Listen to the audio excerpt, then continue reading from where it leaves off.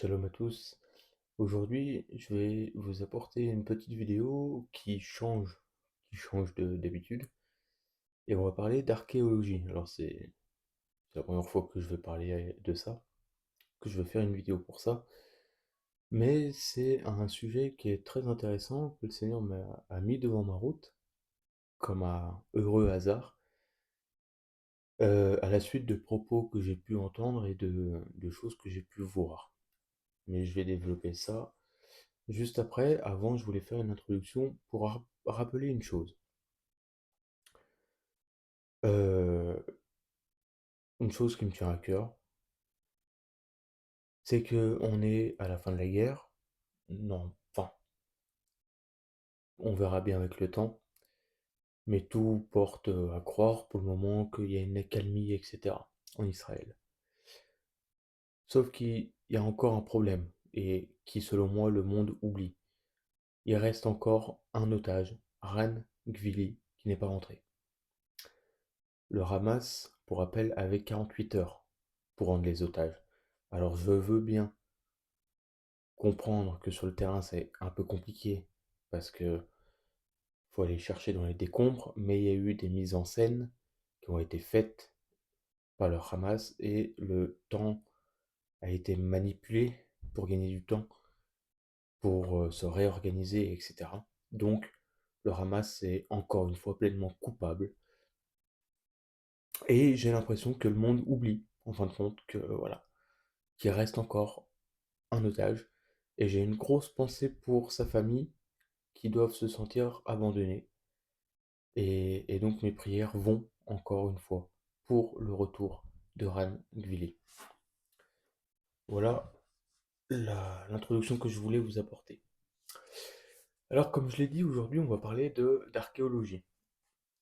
Et pas n'importe quoi, parce qu'on va parler de la langue hébraïque, mais particulièrement une chose qui peut et on va dire, qui est extrêmement importante pour le peuple juif, on va parler même du nom de Dieu. Pour être transparent avec vous, à une époque, j'ai été conduit à découvrir euh, une vidéo traduite qui parlait de certaines choses du peuple juif et qui condamnait le peuple juif. Cette vidéo, je l'ai regardée d'une personne chrétienne. Ok. Et la source qui a partagé ça, donc qui a fait cette vidéo, qui n'est pas française mais qui est anglaise, je crois, je sais plus, américaine, eh ben j'ai été conduit en fin de compte à aller sur son site où je me suis fait mal pendant 1 heure, où j'ai ressenti la mort qui se dégageait de ce site-là. Et donc, cette personne qui est chrétienne, Dieu seul le sait, eh ben, condamne et dit ouvertement que le peuple juif, ce n'est pas le peuple élu, que c'est un peuple de séduction, et que même la langue hébraïque est une séduction. Et il en vient à parler du nom de Dieu. Yod, He, Vav, et la racine même du verbe être. Et donc, quelque temps après, j'ai été conduit sur cette trouvaille que je vais vous apporter aujourd'hui. Et je vais détruire cette, euh, cette interprétation, cette imagination que la langue hébraïque est satanique. Voilà dans quoi je vais vous embarquer aujourd'hui. Donc certains remettent en cause la langue hébraïque moderne en disant que cette dernière est satanique et est donc une séduction. Ils remettent donc en cause le tétragramme, le nom sacré de l'Éternel. Alors j'ai une pensée pour nos frères juifs.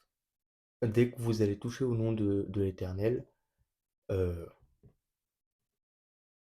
vous pouvez dire ce que vous voulez du peuple juif, mais il faut bien comprendre une chose, c'est que si vous allez apporter des messages comme ça au peuple juif, faut pas s'étonner pourquoi ils ne croient pas encore en leur Messie. Je ferme la parenthèse. Donc cette trouvaille s'appelle la stèle de Mécha, donc que voici. Elle a été découverte en 1868 à Dinan. Et Dinan se trouve donc en Jordanie, et c'est anciennement la capitale, si on peut dire, du territoire de Moab, un des ennemis d'Israël. Et la capitale s'appelait Dinon. Vous pouvez trouver dans la parole de Dieu, je vais en parler juste après. Donc, cette stèle que vous voyez sur la droite, vous voyez que c'est écrit, il y a des écritures, et la langue, c'est du phénicien. Et je vais vous montrer juste après une image de l'alphabet qui se rapproche de l'hébreu, etc. Donc c'est des langues vraiment très anciennes. Et en fin de compte, le phénicien et d'autres langues que j'ai perdu les noms, mais ce sont les noms, les langues qu'utilisaient les peuples cananéens avant les Hébreux, avant que les Hébreux viennent. Donc voilà. Et on date cette stèle de environ -800 à -850 ans avant notre ère. Donc on est -800, -850 ans avant la première venue de Jésus, pardon, et ça veut dire qu'on est en plein dans la période des rois d'Israël. Et c'est chose qui est très intéressant, c'est ce qu'on va comprendre.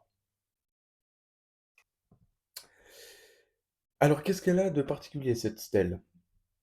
Eh ben, elle prouve l'historicité des Écritures, premièrement, et sur au moins 5 aspects.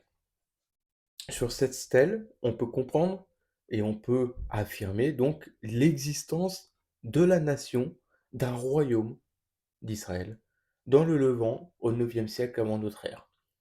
Ce terme-là, il est utilisé 5 fois sur cette stèle. Et c'est la mention écrite la plus ancienne trouvée, donc la mention écrite du royaume d'Israël la plus ancienne. Donc premièrement, elle vient confirmer ça. Mais je vais expliquer vraiment l'histoire un peu de cette stèle parce qu'elle a été écrite par les ennemis d'Israël, par un roi.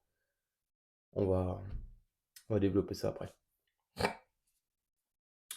Elle prouve également l'existence du royaume, donc, comme je dis, du royaume voisin de Moab, un des ennemis de longue date d'Israël, euh, avec sa capitale, donc, comme je l'ai dit, de Dibon, à la même époque. Elle confirme également l'historicité du roi d'Israël, Omri, dont vous pouvez trouver les textes par exemple dans 1 roi 16. Et son règne, il a régné 12 ans à peu près, et on estime son règne de 886 à 875 avant notre ère, à peu près. Je dis toujours à peu près pour les dates parce qu'on n'a pas les dates jour pour jour. Enfin, j'ai pas cette connaissance-là jour pour jour, mais grâce à des études d'autres frères, on a des dates quand même relativement précises à l'année, presque l'année près. Donc, elle nous prouve encore une fois une histoire d'un royaume et un royaume ennemi, euh, du royaume d'Israël, mais aussi de ses ennemis, que nous raconte la parole de Dieu. Elle nous révèle également, et surtout, c'est ce sujet qui est central, la révolte du roi de Moab, Mécha, contre le fils et second successeur d'Omri, Yoram en hébreu. On a traduit Joram, mais le J n'existe pas en hébreu, donc c'est Yoram. Donc cette stèle nous parle bien, nous confirme bien l'existence de Mécha, roi de Moab, qui s'est rebellé contre la descendance d'Omri. Et ce qui est intéressant, c'est que, j'ai oublié, oui, c'est que la parole de Dieu nous confirme bien que le royaume de Moab était, euh, depuis l'époque de David et de Shlomo, ce territoire-là était soumis à Israël, jusqu'au jour où justement Mécha a été l'auteur de la révolte contre Israël, qui nous est décrit dans le livre des rois, notamment. Donc on a une preuve extérieure sur cette stèle-là, qui vient confirmer l'historicité de l'histoire même, en fait, des combats, des batailles, des relations qu'avait Israël avec ses ennemis. Et donc, bien évidemment, elle nous rappelle et elle nous précise l'historicité de la dynastie davidique, et donc du roi David. Sur cette stèle, ce qui est intéressant aussi, c'est qu'on trouve des noms bibliques qui sont écrits.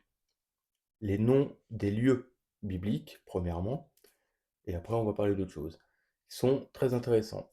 Par exemple, vous avez Ataroth, Nebo, Dibon, donc Dibon, la capitale, comme je disais, du royaume de Moab, Beit Diblathaim. Tous ces noms-là, ce sont des noms qui sont écrits dans la parole de Dieu et que l'on trouve sur cette stèle. Elle confirme également l'existence des Moabites, forcément, descendants de Lot, neveu d'Abraham. Faut se souvenir que les Moabites, pardon, euh, Moab est un fils qui a été conçu. Alors, j'ai pas le terme qui me vient comme ça, mais c'est les filles de Lot qui ont couché avec leur père, hein, donc c'est de l'inceste. Voilà. Cette descendance-là, déjà, on voit bien qu'il y a un problème, que ce n'est pas du tout dans le cœur de Dieu. Petite notion à se rappeler. Et donc, on explique ici la similitude de la langue et des deux peuples. Parce que Lot, c'est le neveu d'Abraham. Vous avez la langue hébraïque, après la langue araméenne, etc. Et vous retrouvez donc sur cette stèle, comme je l'ai dit, pardon, qui est écrit en phénicien. Et on voit un parallèle avec ces langues. Les deux langues sont parallèles en fin de compte. Toutes ces langues sont parallèles et vous voyez donc des similitudes dont je vais vous apporter juste après, justement, qui est magnifique. Et par exemple, un texte où vous pouvez lire justement cette histoire où Mécha s'est rebellé, c'est dans 2 Rois 3, versets 4 à 5. Or Mécha, roi de Moab, avait de grands troupeaux, et il payait au roi d'Israël un tribut de 1000 agneaux et 100 000 béliers, avec leur laine. Mais aussitôt que Achab fut mort, le roi de Moab se révolta contre le roi d'Israël. Donc voilà l'histoire, en fait, toute l'histoire qui est écrite sur cette stèle-là.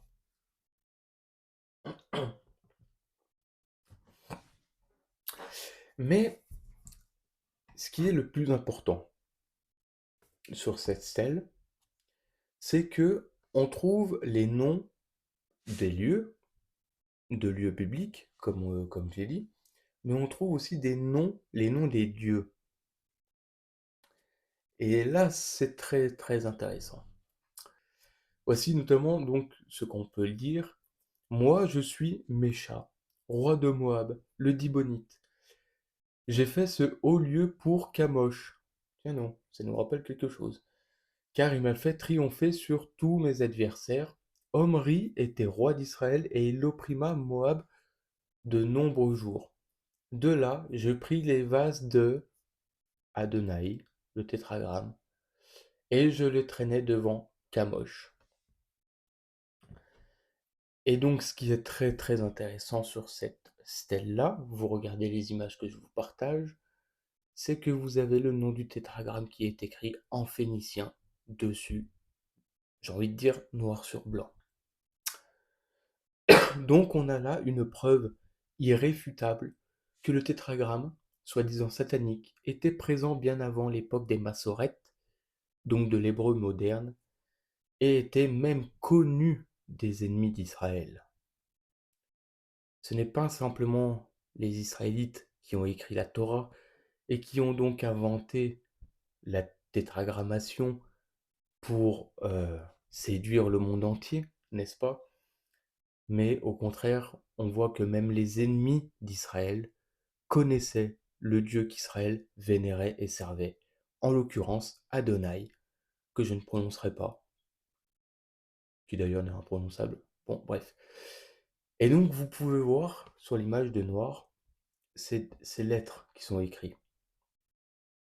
C'est un peu difficile à voir, mais vous voyez, vous avez les deux et je vous ai mis une photo de l'alphabet phénicien. On va regarder ça ensemble pour bien voir quand même, avec la petite image au-dessus quand même, ce sera plus simple. Donc vous voyez ce symbole avec deux barres sur la gauche et un L, on va dire. Qu'est-ce que c'est dans le, le phénicien? Ben, c'est un iode. Voilà, elle est là, cette lettre-là. Ensuite, vous avez une barre verticale avec trois barres horizontales sur le côté gauche. Qu'est-ce que c'est? La lettre He. Donc vous avez iode, He, He. Et au milieu, qu'est-ce que c'est ce crochet qui est là, en forme d'Y? Eh ben, c'est le Vav. Donc vous avez bien iode, He, Vav, He, qui est inscrit. Et rappelez-vous qu'on la date de 8 siècles, oui, de 800 à 850 à peu près avant Jésus-Christ. Donc 1000 ans, plus de 1000 ans avant les Massorètes. Donc à tous ceux qui disent, même parmi les chrétiens, et ça j'en parlerai après, qui disent que l'hébreu moderne n'est qu'une séduction et que les textes que nous avons dans la Torah, et etc., de l'hébreu, ce n'est qu'une séduction parce que c'est un faux peuple juif, et etc., votre imagination s'écroule juste à cause d'une stèle. Voici également un autre texte où on peut lire justement, où on peut lire les noms qui sont écrits sur la stèle, pardon, avec les noms des dieux, etc. Vous allez dans Juge 11, verset 18. Puis il marcha par le désert et fit le tour du pays d'Édom et du pays de Moab. Et il arriva au pays de Moab du côté de l'Orient. Donc déjà, ça nous situe à peu près. Vous savez que Édom s'est situé en bas de la mer Morte, au sud de la mer Morte, jusqu'au au golfe d'Aqaba. Vous avez, voilà, au sud d'Israël, c'est le royaume d'Édom. Et si vous regardez bien la sortie d'Égypte, vous voyez bien qu'Édom et Moab se sont opposés au peuple. Le peuple voulait juste traverser et les rois ont dit non. Je vous laisse aller vérifier ça dans la parole. Et puis on peut lire aussi au verset 23 et 24. Et maintenant que l'Éternel, le Dieu d'Israël, a chassé les quoi? Les Amoréens, un autre peuple aussi, devant son peuple d'Israël, est-ce toi qui aurais la compassion de leur pays? N'aurais-tu pas la possession de ce que ton Dieu, qui est moche, t'aurait donc donné à posséder? Ainsi nous posséderons le pays de tous ceux que l'Éternel notre Dieu aura chassés de devant nous. Donc, ce texte-là nous parle de ce que je viens de vous dire, donc de tous ces peuples qui se sont opposés au peuple d'Israël, que ce soit d'Édom, que ce soit de Moab ou les Amoréens, notamment.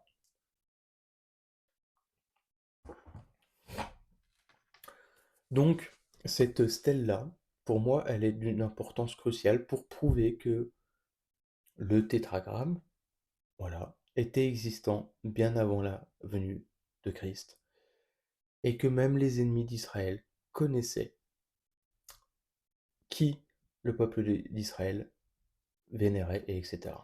Alors vous pouvez dire plein de choses que les massorètes ont manipulées, etc., etc. Tout s'écroule juste à cause d'une preuve archéologique. Et je vais vous apporter aussi un autre, donc là on est en France, une autre petite découverte que j'ai vue qui est intéressante à noter. Vous voyez cette plaque nettement plus moderne avec le tétragramme qui est écrit dessus. Donc c'est une plaque qui est datée de 1587 avec le tétragramme qui est gravé dessus et elle provient de la fouille archéologique de la cour Napoléon, zone 3, menée avant la construction de la pyramide de 1984 à 1986. Elle a été découverte à l'emplacement de l'hôtel Beringen. Beringen, oui, je pense que ça doit être comme ça. C'est une plaque qui est affectée au Louvre et puis je vous donne également le numéro que vous pouvez retrouver, donc c'est N2363. Qu'est-ce qu'elle a de particulier? Eh ben, en fin de compte, je me suis rendu compte de quelque chose. Comme je l'ai dit, le tétragramme, on dit qu'il est satanique, et etc. Donc là, je vais parler de sujets qui vont être relativement piquants. Mais donc, voilà, il y a même des chrétiens qui disent que bah, l'hébreu, et etc., comme je le disais en introduction, ce n'est pas biblique, tout a été manipulé pour la séduction. Voilà.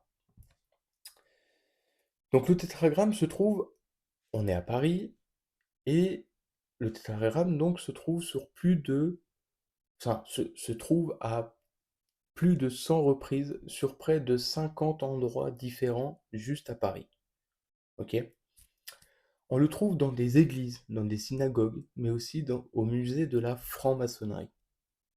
Et là, je vais, comme j'ai dit, parler de choses piquantes. On va parler de ça.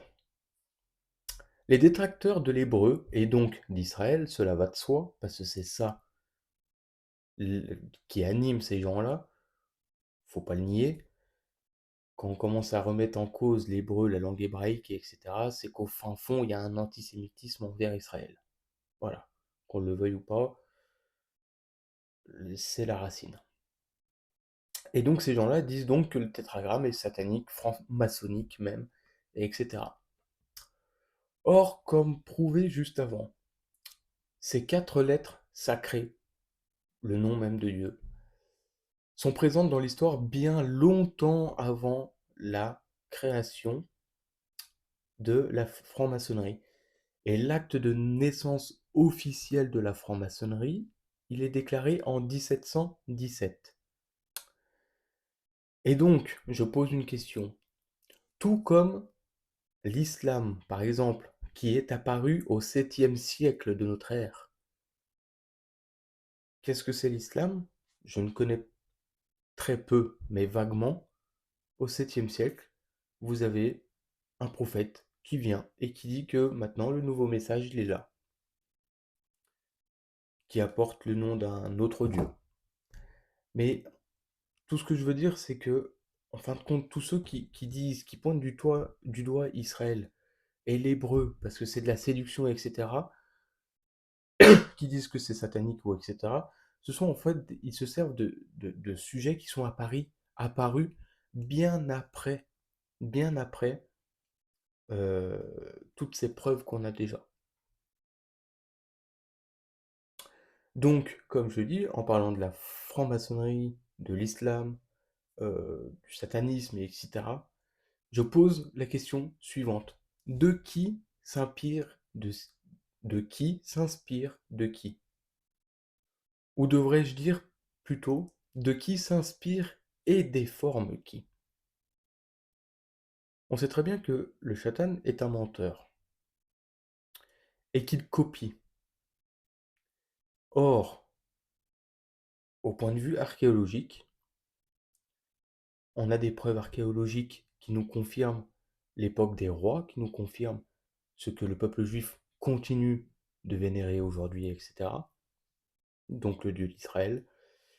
Et puis vous avez des mouvements qui sont apparus bien après la venue de Jésus d'ailleurs, et qui viennent changer l'optique, qui viennent apporter une nouvelle religion, voilà. Donc, pour ma part, on trouve le tétragramme dans des lieux de francs-maçons, dans beaucoup d'églises, etc., avec le logo du triangle, par exemple. Et on va dire donc, ah ben regardez le tétragramme, il est satanique, parce qu'il l'utilise. Oui, mais de qui? Qui utilise le passé de qui dans l'histoire? Est-ce que ce sont les Israélites qui se servent de la franc-maçonnerie? Ou est-ce que c'est la franc-maçonnerie qui se sert de la langue hébraïque? La question qu'on doit se poser, elle est là. Et j'invite donc à nos détracteurs de se poser cette question-là. Et là, je vais m'adresser à mes frères et sœurs chrétiens, et je nous mets tous dedans. Croire que la parole de Dieu a été à ce point-là déformée et détournée, de telle sorte de remettre en cause la langue hébraïque, car forcément, on ne parle pas du grec, hein. Le grec, il n'y a pas de problème, on n'en parle jamais. Bah alors l'hébreu, ça papote dessus. Là, il n'y a pas de souci. Mais en fin de compte, remettre à ce point-là en cause la parole de Dieu, même les langues originelles, on va dire, pour moi, ça ne vient pas de la foi. Au contraire, c'est faire de Dieu, notre Père, une personne qui n'a pas su protéger sa parole, faite et écrite pour ses créatures. Et je le dis, je le répète, je dis donc ça parce que des chrétiens le pensent. Des chrétiens pensent que l'hébreu n'est pas de Dieu, et etc. Donc, je pose cette question, est-ce que cette pensée relève de la foi ou pas? Je terminerai par un court texte de 2 Timothée 3, verset 16. Toute l'écriture est divinement inspirée et utile pour enseigner, pour convaincre, pour corriger, pour former à la justice, afin que l'homme de Dieu soit accompli et propre à toutes bonnes œuvres. Et je précise que ce texte-là, quand il a été écrit par l'apôtre Paul, le Nouveau Testament n'existait pas. Toute l'écriture, Paul cite le Tanakh. Paul cite ce qu'on appelle l'Ancien Testament, parce que le Nouveau Testament n'était pas encore rédigé. Donc quand il nous parle de toute l'écriture est divinement inspirée, il fait référence aux écrits hébreux qu'on a pu retrouver, etc. Cela va de soi que ce texte-là prend maintenant en compte toute la parole en entier. Le Nouveau Testament est bien sûr inspiré. Mais je mets ce petit point d'honneur quand même à préciser et à nous rappeler que quand Paul nous parle de ça, ils font même Jésus quand il parle des écrits. Regardez bien, lisez attentivement les évangiles. Juste les évangiles quand Jésus parle. Même quand il est au désert. Quand le Satan vient le tenter, que fait Jésus? Il cite les Écritures. Donc, voilà, soyons comme notre Seigneur, pareil, prenons plaisir à découvrir ce que le Seigneur nous a gardé en réserve dans les Écritures et apprenons, soyons enseignés par les Écritures. Et donc voilà ce que je voulais vous apporter aujourd'hui, vidéo relativement courte, pas besoin d'en rajouter, mais une petite preuve archéologique qui fait du bien, et, euh, et peut-être que je vous partagerai ce que le Seigneur m'a donné avec l'hébreu biblique. Donc, c'est c'est dans mes pensées de vous apporter juste les connaissances que j'ai, de vous expliquer l'alphabet, lettre par lettre, etc. Des choses qui peuvent être intéressantes. Et que, comme ça, que tout le monde puisse, que tous mes frères et sœurs puissent également apprendre à lire l'hébreu, etc. Par la grâce de Dieu, si c'est sa volonté. Ce serait avec joie de vous apporter ça, gratuitement, bien entendu. Et, euh, et donc voilà, que le Seigneur nous conduise tous. Soyez bénis et shalom à toutes et à tous et à très bientôt.